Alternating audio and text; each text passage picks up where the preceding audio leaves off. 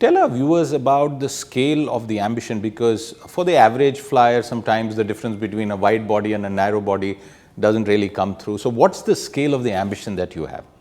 Well, I think that number one piece of evidence for that is the 470 aircraft that we've committed to purchase earlier this year, as well as the 36 odd aircraft that we're leasing on top of it. India is, by some measures, the third largest aviation market in the world. It's growing at a compound rate of about 8%. Yet it is very sparsely served by Indian operated wide-body aircraft. There's less than 50 in the country, which is a mere fraction of what even smaller countries often operate. So we think that the opportunity to expand Air India is absolutely huge. You look at the diaspora around the world, you look at India's growing place in the global supply chain, you look at our geography, which is perfect for connecting different continents.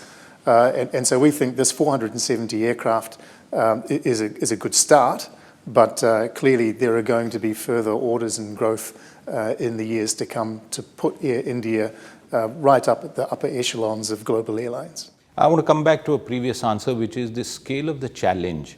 And I read commentary which said that because of the Tatas, there are tailwinds in favor of the revamp, but there are also massive challenges, including, for example, the merger. Tell us, where does that exercise stand? Because for the public, Air Asia, Air India Express, the low-cost airline, Air India itself, and the premium play that Vistara is, getting all of that together. Well, it's certainly complex. The one that's most advanced is the two low-cost airlines coming together. They received their competition clearance to merge about a year ago. Since then, we have integrated the two management teams. They operate under a single CEO. We've integrated the reservation systems and most of the interfaces for the customer.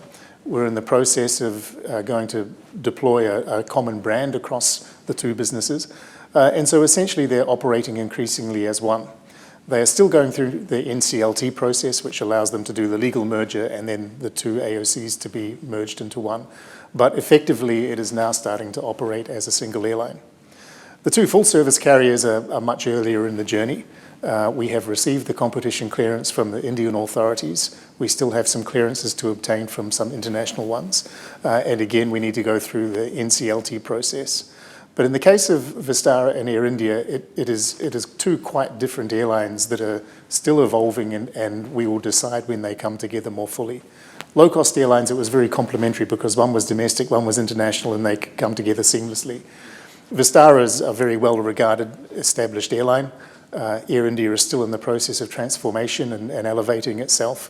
Ultimately, we will want Air India to be as good or better than Vistara, and the future airline to be the best of both, but we won't rush the integration from an operating and public perspective until we feel that Air India has reached the appropriate level.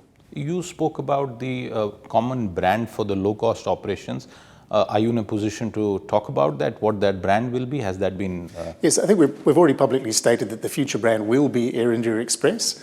Of course, what it looks like, how it manifests on aircraft and other touch points we'll reveal in due course. But yes, the future brand will be Air India Express.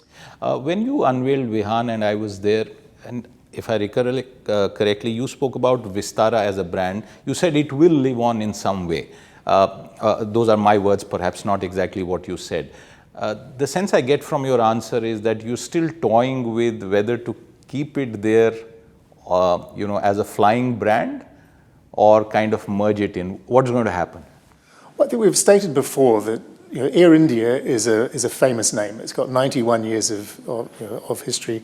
It is renowned around the world. It's very well recognized.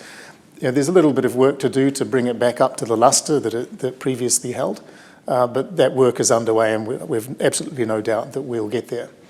Vistara is very well known and very well regarded, but more closer to home within India.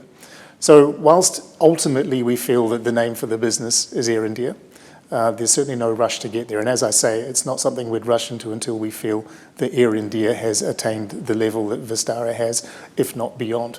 Now, we're bringing in a huge number of aircraft and deploying a lot of systems which will dramatically transform the Air India that is seen today into something that is very different. By the latter part of 2024, more than 2/3 of the narrow body fleet will essentially be new aircraft. A third of the wide body fleet will essentially be new by the beginning of next financial year.